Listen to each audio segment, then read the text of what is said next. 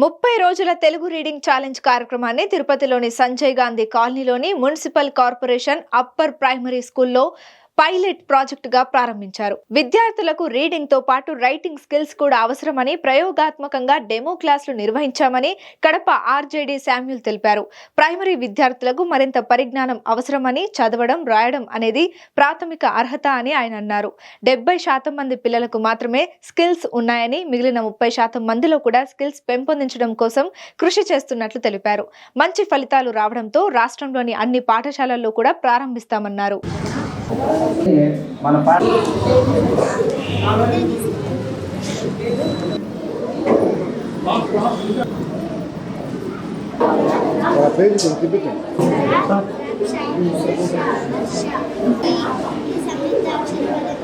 Recording starting నుంచి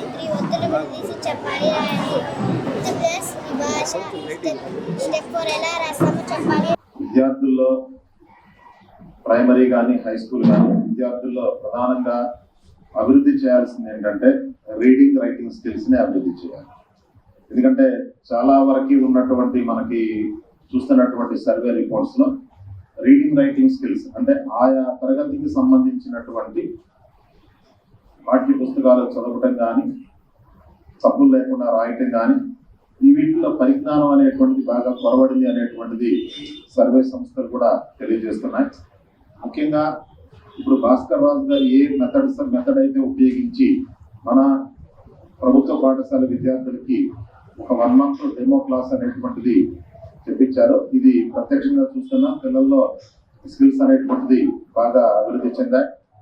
ముఖ్యంగా వీళ్ళు అనుసరిస్తున్నటువంటి మెథడ్ అనేటువంటిది విద్యార్థిని ఇంట్రెస్ట్గా నేర్చుకునేటువంటి దానికి దోహదపడుతుంది. ప్రైమరీలో 1 to 5th మధ్య ఉన్నటువంటి ప్రైమరీ విద్యార్థులకి ప్రధానంగా కావాల్సింది రీడింగ్ రైటింగ్ స్కిల్స్. అంటే నా ఉద్దేశం ఏంటంటే పాఠశాలలో విద్యార్థికి కావాల్సింది కనీస సామర్థ్యాలు అంటే ఏంటి? చదవటం, రాయటం, వీటిని మినిమం లెవెల్స్ అంటాం.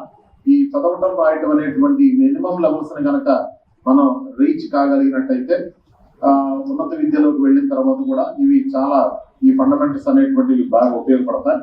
ముఖ్యంగా మన పాఠశాలల్లో, ప్రభుత్వ పాఠశాలలు కానీ, ప్రైవేట్ పాఠశాలలు కానీ, ఏ పాఠశాలల్లోనైనా బేసిక్ ఫౌండేషన్ అనేటువంటిది స్టూడెంట్కి చాలా అవసరం.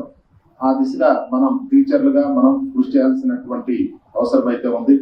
చాలా మంది కూడా చెప్తుంటారు 10వ తరగతి వచ్చినా కానీ చదవటం, రాయటం రావట్లేదని.